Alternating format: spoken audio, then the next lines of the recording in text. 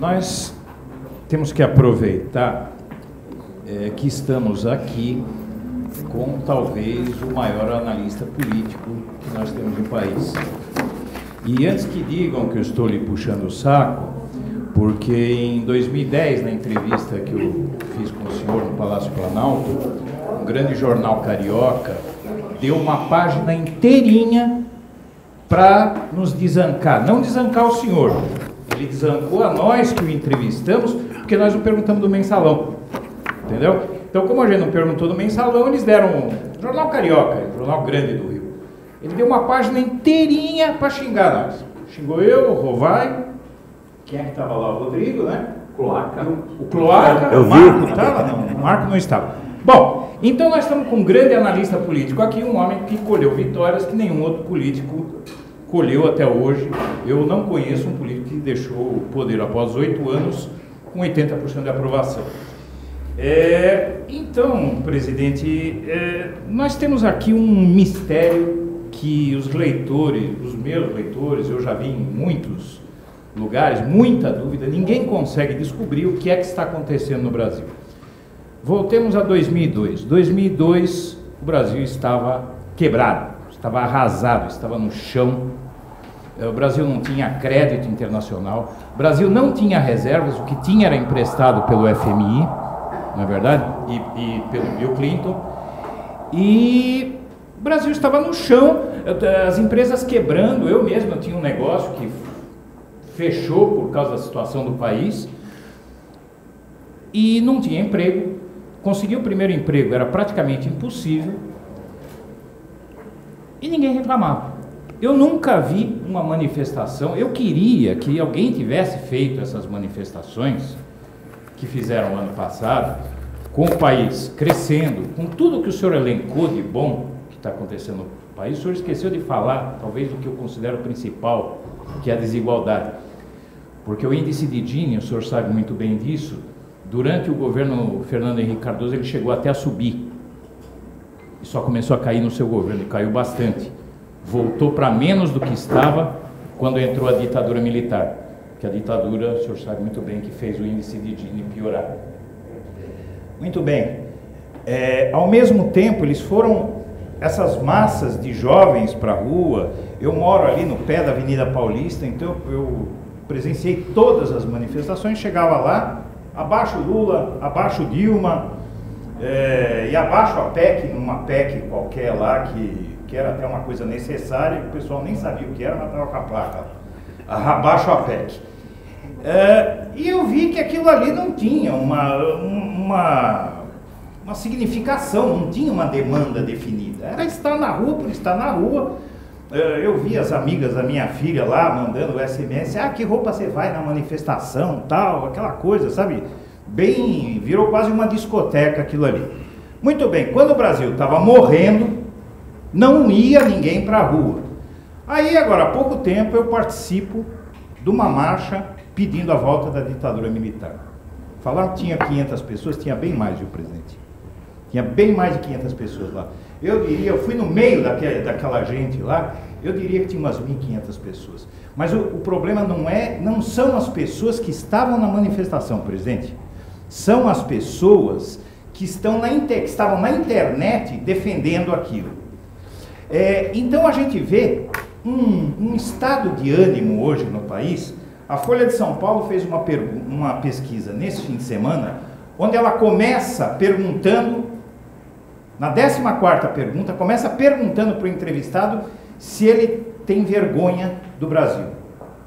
E eu me perguntei, meu Deus, o Brasil não invadiu nenhum país para roubar petróleo, matar criança e mulher pobre e roubar petróleo. O Brasil não cometeu nenhuma atrocidade para a gente ter vergonha, a gente pode não estar satisfeito com o Brasil.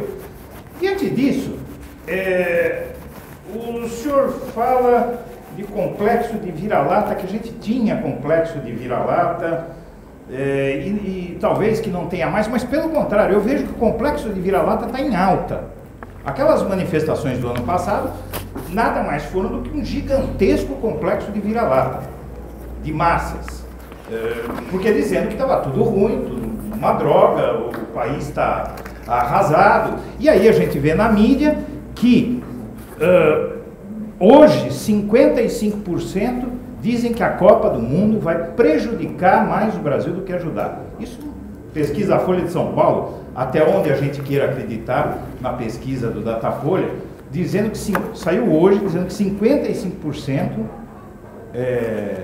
acham que a Copa vai prejudicar o Brasil. E a economia, o debate da economia, a mesma pesquisa Datafolha detecta que 70% acham que a inflação vai subir, mais 70% estão com medo de perder emprego. Um mês depois o Brasil criar 260 mil empregos com carteira assinada. Presidente, como analista político, talvez o maior que exista no Brasil, pelo menos pelos seus feitos, até os seus adversários reconhecem as suas qualidades como analista político. Como é que o senhor explica um país que melhorou tanto, está tão mal-humorado, presidente?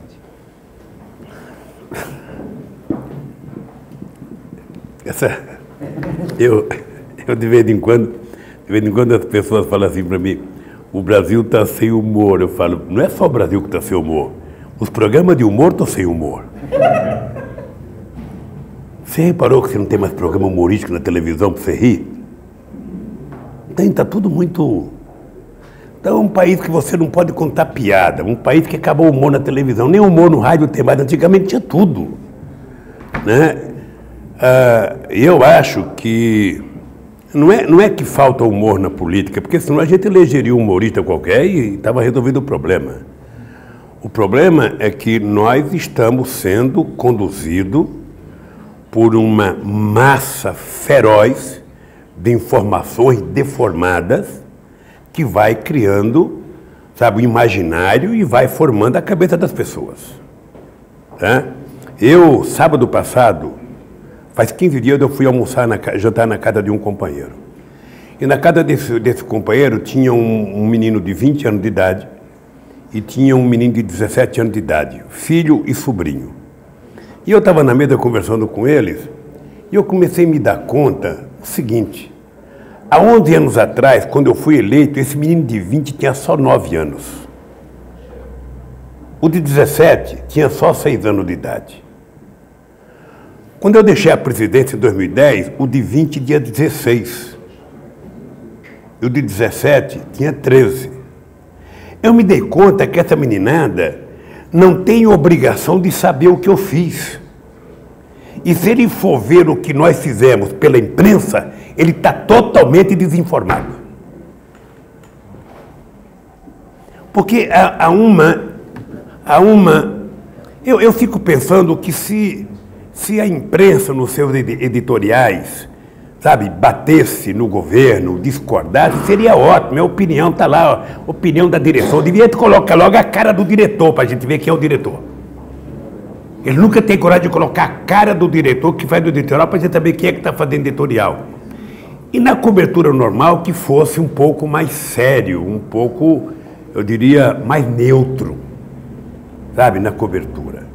Então, eu tem dia que eu fico pensando que o país acabou, sabe? Porque é uma quantidade de notícias equivocadas, de notícias. Eu tenho falado com alguns companheiros ministros que eles têm que ir para cima, todo dia tem que ver, tem que ligar, tem que pedir para dar entrevista. Não dá que fique grupo de pessoas para acompanhar, para poder pedir direito de resposta, para dizer pelo menos a verdade. Não precisa concordar. Então, eu me dei conta de que esse mau humor é uma quantidade. Eu recebo hoje mais gente do que eu recebia quando era presidente. Sabe, recebo mais gente do movimento social, do movimento sindical, mais empresário, converso com muita gente, sabe? Muito mais solto do que antigamente, ou seja, existe esse mau humor. É inacreditável. O Delfim escreve muito sobre isso. Ou seja, a percepção negativa é pior do que o mundo real. E todo mundo sério percebe isso. Tá?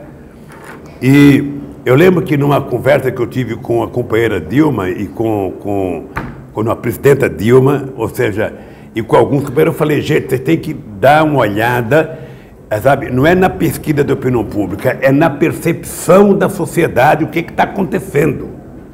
Porque tem alguma coisa que nós temos que fazer para fazer a sociedade entender. E eu me dei conta que se a gente não for agressivo numa política de comunicação para dizer o que está acontecendo, daí eu acho que nós perdemos um tempo precioso em não fazer a discussão sobre o marco regulatório, sabe, da comunicação nesse país. Perdemos um tempo precioso, ou seja, eu espero que em algum momento a gente retome essa discussão. O da internet nós vencemos a primeira parte, o marco civil nós vencemos a primeira parte, precisa tomar cuidado com o Senado, mas já foi um avanço, sabe, a neutralidade. Pois bem, eu me dei conta, as pessoas se camavam, o Lula está sempre em palanque, o Lula fala toda hora, o Lula fala 8 vezes por dia, o Lula fala, ô meu filho, mas se eu não falar, quem vai falar? Os meus opositores? Eu tenho que falar 10 vezes por dia, 15 vezes por dia, a Dilma tem que falar, os ministros têm que falar, nós temos que disputar espaço. Porque a tentativa de vender coisas que não são verdadeiras é fantástica. Sabe? A de tentar vender coisas negativas, eu sinceramente fico assustado. Eu duvido que tenha um jornalista nesse país que diga que um dia o Lula pediu para que ele não falasse tal coisa. Nunca. Não faz parte da minha cultura política. Para mim, sabe, o leitor, sabe, o censor, o censurador desse país. Ele que vai censurar o que ele quiser, ele que vai, sabe, não é o governo, e muito menos um ministro. As passeatas de 2002, ou seja, eu fiquei pensando que informação política tinha na cabeça daqueles jovens, sabe? Eu tenho neta, sabe, com 18 anos de idade, eu tenho neta com 18, eu vejo o que eles falavam para mim. Eu fico pensando que informação que eles têm. Nenhuma informação, gente. Não tem debate nas universidades mais, sabe? Não tem programa, sabe, que ele possa ter alguma informação correta. O noticiário que ele pode ter correto é via internet. Mesmo assim, uma quantidade de coisa na internet é coisa que não politiza, é coisa despolitizante. Ou seja, então, se a gente não tiver uma preocupação de conversar com essa gente mais vezes, e toda hora, e repetir, e conversar, e toda hora... Por exemplo, quando o cara fala a educação é ruim. É ruim. Com base no quê? Se quiser medir com base em 2002, nós vamos perceber o seguinte. Neste país, nós fizemos, em 11 anos, mais do que foi feito em 30 anos ou 40 anos passados. E precisamos fazer 3 vezes mais para poder recuperar o tempo perdido. Se quiser falar em aumento de salário, se quiser falar, tudo foi feito mais. Tá? Ora, isso é uma coisa boa, por quê? Porque o cidadão... Eu lembro que quando aconteceu a primeira greve na Scania, em 1978, o pessoal perguntou para mim por que a greve aconteceu nos metalúrgicos. Eu dizia o seguinte, porque nós metalúrgicos estávamos habituados a comer carne. Na hora que caiu o salário, que a gente não pôde comprar carne, então nós ficamos, sabe, revoltados. Então, para esses jovens que não tinham nada e que passaram a ter acesso a alguma coisa, é normal que eles queiram mais. O cara que não tinha universidade, o cara que entrou no ProUni, o cara que entrou, sabe, no FIES, o cara conseguiu... Nós temos 3 anos de FIES, foi aprovado em 2010, mas só começou a funcionar quase que um ano depois. Já temos 1,5 milhão de alunos que estão sendo financiados, porque nós criamos uma coisinha que é um milagre. O governo assumiu ser o garantidor, o fiador, sabe, do bolsista. Então, quando a gente sai de 3 para 7 milhões de estudantes, você tem 4 milhões de gente querendo mais coisa. Quando você percebe que as pessoas têm o carro, as pessoas querem mais coisa. Então, eu acho que esse é um problema bom, saber que as pessoas querem mais. E as pessoas estão fora Lula, fora Dilma, fora não sei quem, sabe? Possivelmente porque a culpa também seja nossa, ou seja, nós não trabalhamos a politização. Sabe, nós não trabalhamos a cabeça. O que o PT faz hoje com a juventude? Não faz mais do que a gente fazia no começo do nosso partido. Sabe? Não fazemos mais o debate que nós fazíamos. Fez o Chaves. Sabe? Fez o Chaves. O partido precisa estar na rua sempre, conversando com as pessoas, discutindo com as pessoas, politizando as pessoas, o governo informando corretamente. Nós não temos mais isso. Então esse movimento percebeu o que a gente tem que fazer. Que você tem uma parcela da sociedade, sabe, mais despolitizada e mais conservadora, você tem. Ô meu filho, não é fácil. Não é fácil, não é no Brasil, é no mundo. Eu lembro, em Buenos Aires, quando os pobres, na época do Perón, conseguiram ter um padrão de vida maior, que começaram a frequentar as praças que frequentava a classe média alta de Buenos Aires. Eu lembro quando Adhemar de Barros, em 1948, tentou fazer uma escola em Sertãozinho, igual a Dom Pedro II, que tinha em Ribeirão Preto, a elite revoltou, vai fazer escola numa cidadezinha igual a nossa? Não. Não é que eles não querem perder, eles não querem que os pobres sejam igual. Então, meu filho, quando uma madame, sabe, na sexta-feira coloca um perfume para ir num jantar, e na segunda-feira a empregada doméstica vem trabalhar com o mesmo perfume dela, comprado em 18 prestações na Feira do Paraguai, incomoda. Quando, sabe, o cidadão sai para trabalhar de carro da sua casa e tem na frente dele um no 0 quilômetro com o pedreiro que vai consertar a casa dele, incomoda. Sabe, mas essa é a ascensão social que eu acho ótimo, eu acho maravilhoso, de que seja assim. Tem gente que não gosta, mas o mundo é assim. E eu digo sempre o seguinte, olha, nós não temos que ficar, nós sempre vamos ter inimigo. Olha, eu para criar o PT, eu fui chamado de comunista, fui chamado de agente da CIA, fui chamado do que quiser. Eu depois não podia votar no PT porque eu tinha barba, sabe? As mesmas pessoas que ficavam adorando o Cristo porque tinha barba, sabe?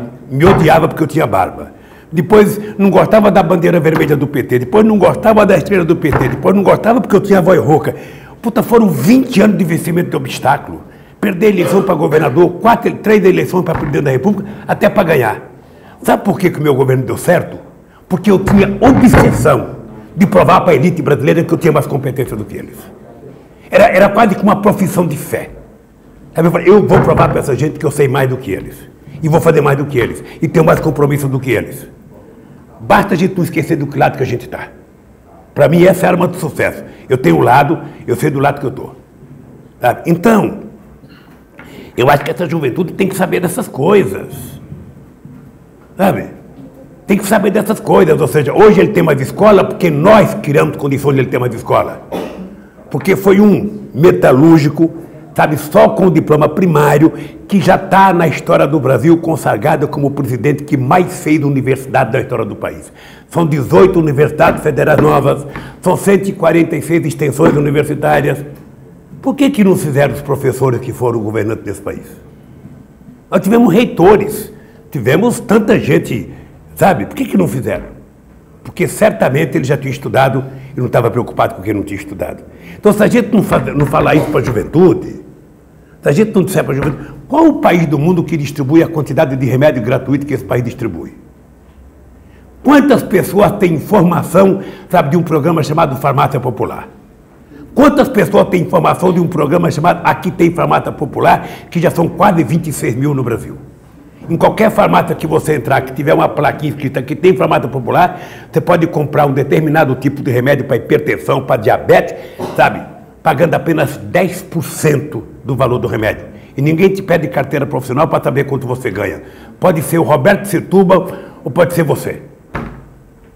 Vai pagar. Isso já apareceu alguma vez na televisão? Não.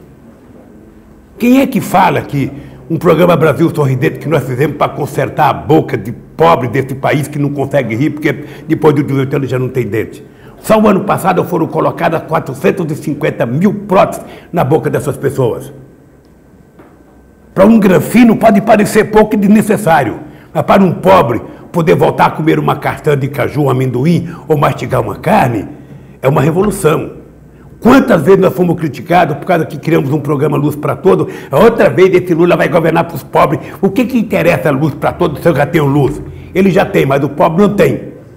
Nós atendemos quase 3 milhões e 300 mil residências, fazendo quase 15 milhões de pessoas. O que aconteceu quando chegou Luz para Todos, Eduardo? Quando chegou Luz para Todos, 80% compraram televisor, 79% compraram geladeira, compraram ventilador, compraram tudo. Ou seja, no fundo, um programa Sabe quanto foi utilizado? Quase 20 bilhões. Alguns dizem que foi gasto. O Lula gastou 20 bilhões. Não, eu investi 20 bilhões. Eu investi 20 bilhões para que esse cidadão que mora no mais longínquo sertão desse país, lá na Amazônia, tivesse direito a ter um bico de luz, a ver um canal de televisão. Até para ver os caras falando mal de mim, não tem problema. Sabe? Mas isso aconteceu, então isso incomoda muito. Então, quando eu vi vocês serem criticados depois daquela entrevista comigo, porque eles queriam que vocês despejassem na entrevista comigo o ódio que eles despejaram. Vocês estão lembrados quando o Bial foi me entrevistar no Palácio? A agressividade que ele teve comigo? Eu poderia ter sido agressivo com ele e ter levantado e falado, cai fora do meu gabinete. Não. Eu falei, eu vou mostrar para esse cidadão que educação a gente não aprende na escola, a gente aprende no berço. E eu vou fazer E fiquei lá. Tá? E o que deu na opinião pública é que foi a minha tranquilidade, a minha calma, sabe, que fez com que as pessoas gostassem da entrevista. Então, eu percebi, sabe, olha, eu não faço julgamento das pessoas, mas vocês todos são mais novos do que eu. Eu tenho 68 anos de idade. Eu espero viver um tempo suficiente, porque eu acho que a história do Mensalão vai ser recontada nesse país. E se eu puder, vou ajudar que ela seja recontada. Não vou fazer julgamento de ninguém. Eu só quero que a verdade venha à tona. Porque não é possível. Sabe? Não é possível que de 513 deputados ninguém tenha pegado ninguém que recebeu mensalidade. Sabe? Há muita controvérsia sobre a história do dinheiro público, que até agora não apareceu. Sabe? Então, como eu não quero ficar julgando ninguém de forma precipitada, eu acho que, sabe, tem que deixar a poeira abaixar e começar a contar. Sabe, eu assisti eu tive o prazer de assistir o discurso do Fidel Castro, fazendo autocrítica quando caiu o Muro de Berlim. E ele dizia assim, que nós, cubanos, sabe, cometemos um erro porque ficamos ensinando a história, sabe, da Rússia, quando deveríamos ter ensinado um pouco a história da América Latina.